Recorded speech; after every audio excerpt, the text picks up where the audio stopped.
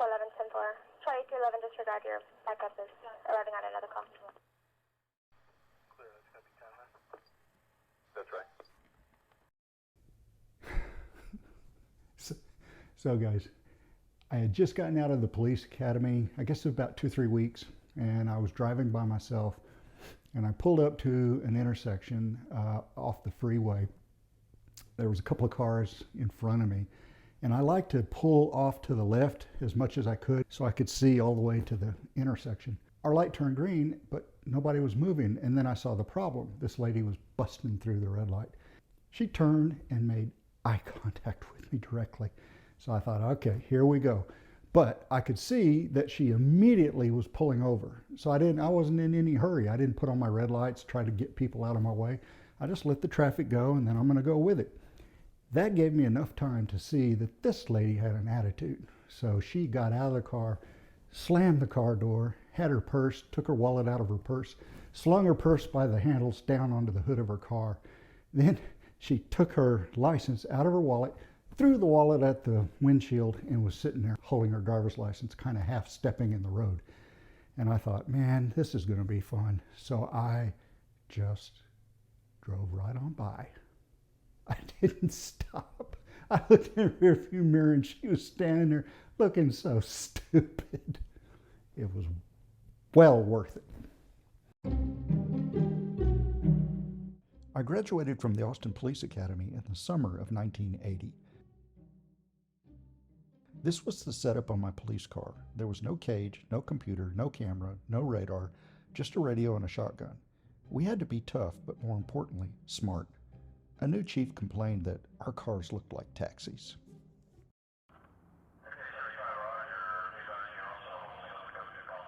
A friend of mine and I were eating lunch, and he told me how he likes to try to bait people into running red lights. I go, what do you mean bait people into running red lights? And he said, well, if I'm sitting at the front at a red light and I look over and see that person's not paying any attention, I'll give it gas and then hit the brakes real quick. And sometimes that's just enough to coax them to run the red light, and then I pull them over. And I thought, that's the stupidest thing I've ever heard. But then I got to thinking, I wonder if I could do that. I'm aware that this is stupid. So finally, the day came where there was someone sitting next to me at a red light. They weren't paying any attention, so I said, all right, I'll give it a try. Boom, stop. And they ran the red light. And I'm going, and then I looked up in the rearview mirror and saw that there's cars all around me. I'm like, oh shit, I gotta go stop this person. She just ran the red light right in front of me. So I chased her down, pulled her over, and as I walked up, I said, do you know why I stopped you? Yeah, officer, I wasn't paying attention. I ran that red light. Tell you what, we'll just call it a verbal warning. And I sent her on her way. And that satisfied me. I was happy that I could do it. I wasn't going to try to do that again. Karma won't let you do that. So one day I'm sitting at the light and they did it to me. Someone gassed it, hit the brakes, and I just mindlessly drove right through the intersection. You are straight up stupid. So what I realized halfway through the intersection, what am I going to do? People are seeing me pull out. Well, I did the only thing I could do.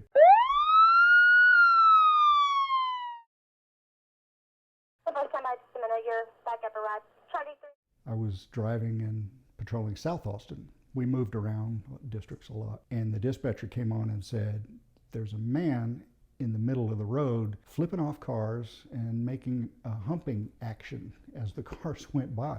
I thought, okay, that's pretty weird. Then she said, oh, by the way, David, too, he's naked. What? So this road is 2 lanes each direction. I can't remember if it had a center turn lane, but it's like on the outside of a neighborhood, right on the first line outside of a neighborhood. And as I came pulling up, I saw him out in the middle of the road doing his little action, and he took off running into his house and slammed the door. I came back around a second time, there he was, pulled up, he ran in, slammed the door. Well, that's a Class C misdemeanor. There's not much I can do about that. So I just drove on. But pretty soon, here's the dispatcher calling me back. David, too, you better get back out there. He's out in the roadway again. So I got with another officer and I said, tell you what, why don't you park on the other side of his block, on the back side on the other street. And when I coax him out into the middle of the road, then you sneak up on foot and get between him and the house. So when my partner got set up and he's ready to come walking around, I got into a parking lot of an auto parts store. It was raised up a couple of feet, and I could see all the way down where this guy was, or where he was gonna be in the middle of the road, and I just waited for him to come out. Well, here he comes out skipping, you know. And I told my partner, okay, he's out in the middle of the road. Let me know when you're in place. And he goes, 10-4, and I could see him sneaking up, getting between the guy and the house. What could possibly go wrong? So then when no cars were coming, I stood on the gas and I went after him, and he turned around and ran, and he ran so hard he ran into the officer and they fell down in the grass. And I got out of my car, came running over, and the two of us are trying to handcuff this guy, and he's wrestling up a storm. We're laughing our butts off. We can't hardly do anything. Now he's got his hands down here, and I'm trying to grab for his wrists. I want to put handcuffs on him, but I don't want to grab the wrong thing. So, and I didn't want to be the first officer to circumcise someone with handcuffs. Finally, we got it under control. We got him handcuffed. I put him in my car, took him to the station, and that was the case of the bumper humper. Agent 20 at 996 Lemley Court. On day shift, I took a lot of collisions. This was on Loop 360, which back in the day was really out in the outskirts of Austin, almost near the city limits of Austin. So it was a really long hill, probably at least a quarter of a mile long, and a pretty good hill. 3 lanes, and this lady was going down the road, and a guy decided to cut across to go to the shopping center over here. And the lady panicked, and when she did, she slammed on the brakes, and she slid, and she went diagonal and caught the guy on the other side. And so had she just slowed down, or had she just stayed in her lane, he'd have got out of her way and it would have been fine. But she like hunted him down with her car.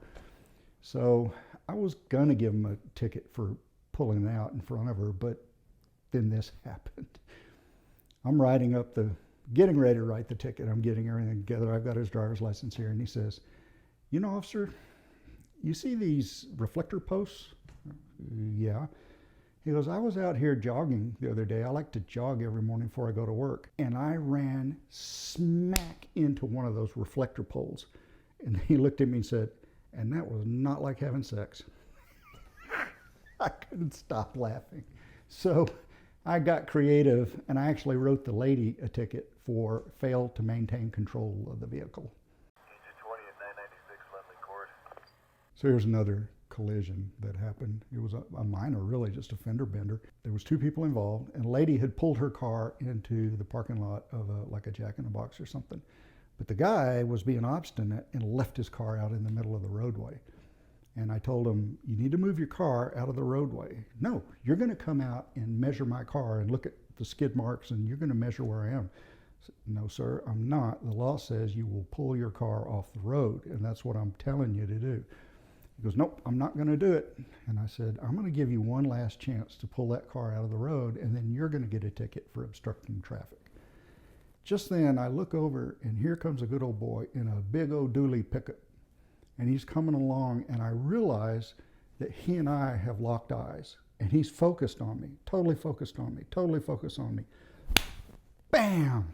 Completely totaled the guy's car. Now he's really upset, but I wrote him a ticket for obstructing the roadway.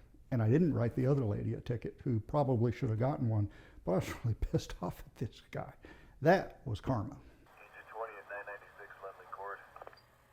My first wife was hit by a drunk driver. Although she lived, the woman that I married wasn't there anymore. She suffered so many injuries and broken bones and head trauma, and she just became a completely different person. And I made up my mind that I was going to arrest every drunk driver I could find. Now, at the time, Austin PD had an overtime assignment called STEP, for Selective Traffic Enforcement Program. And you could pick one to write people tickets for 55 miles an hour, or you could go after drunks.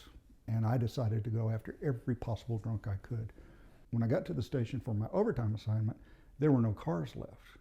And the deal was, if there were no spare cars, then the overtime guy had to just go back home and lost out. So as I was walking back to my car, I looked down and noticed that the traffic lieutenant had a brand new car. It was sitting there. And I went back up to the property control office and he said, "Oh, we don't have keys for that one. It's new." So I walked across the street to the garage and said, "Hey, I need to get keys to this car over here." And the guy said, "Go ahead."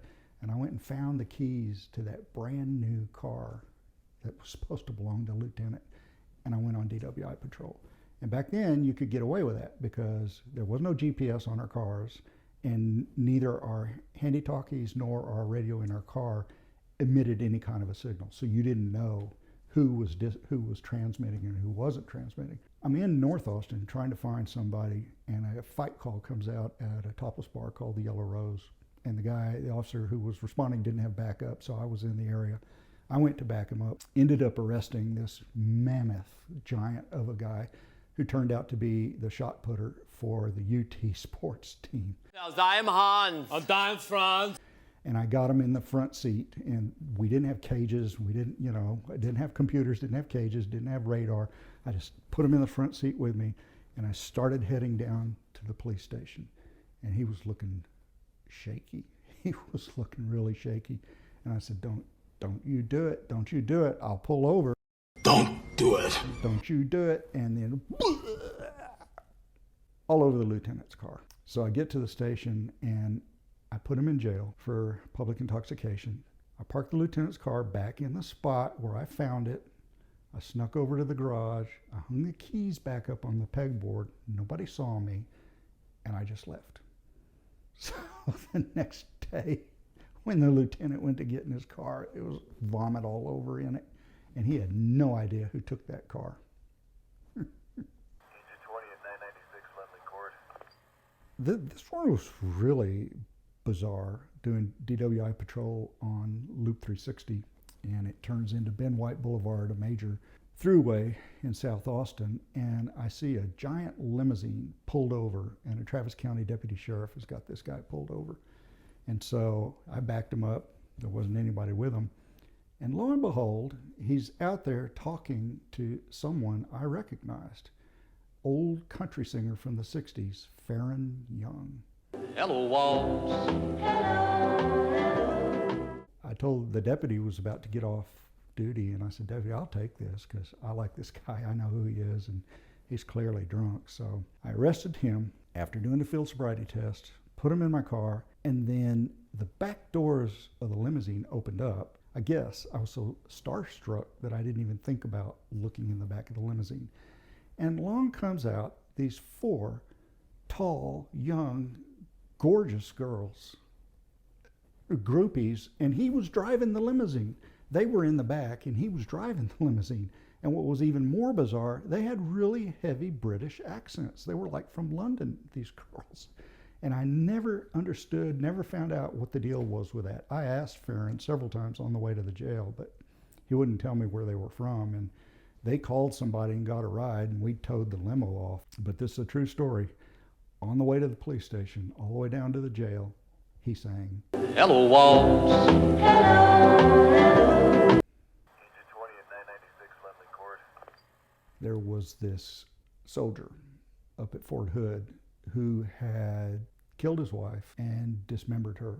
And then he started dumping body parts all over downtown Austin. And I got a call to go to the 7-Eleventh on Martin Luther King, and there was a transient outside by one of the dumpsters throwing up. And I go, "Okay, what's going on here?" He goes, "Look in the dumpster." So I climb up and look in the dumpster, and there's her head. So I notified homicide that I found that, and then homicide told us to inspect every dumpster in downtown area. So I got a big poking stick, and this was like Saturday morning, really early in the morning. I got a poking stick, got a partner, and we went from dumpster to dumpster, and we would open the dumpsters up, and I would climb up there, and I would poke the stick down in there to see if I could see anything. We got this one in particular. Right when I poked the stick, this guy screams out from inside, "Ah!" throwing papers everywhere, trash and everything, and I fell back off of the dumpster, landed on my back on the parking lot, had my gun. I was pointing it at her. She scared the crap out of me. It was a transient who was sleeping in that dumpster.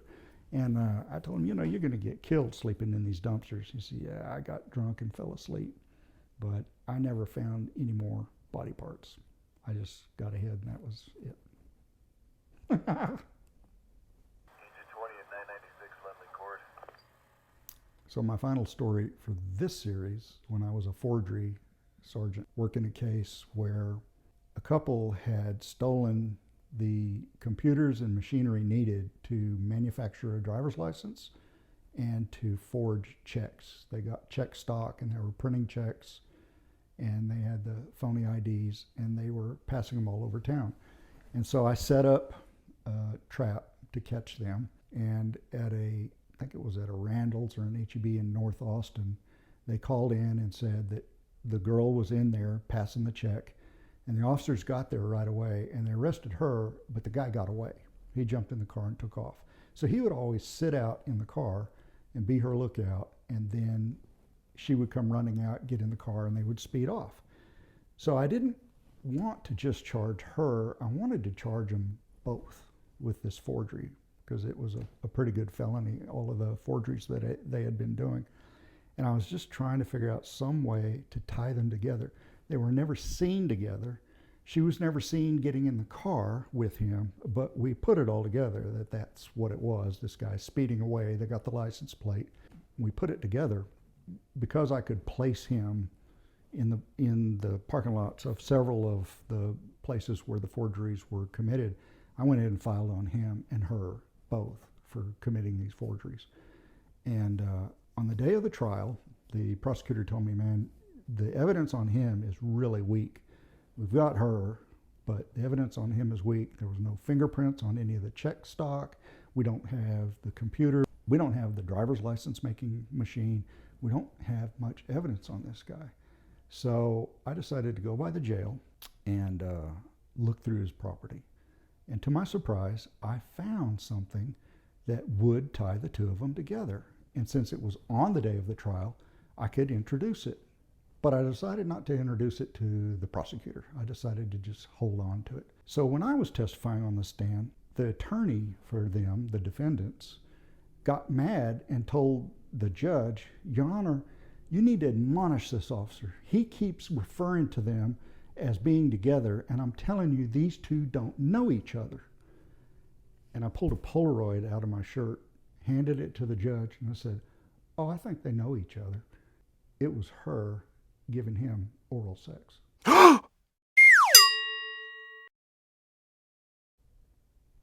Yeah, I got in trouble for it. But he got convicted.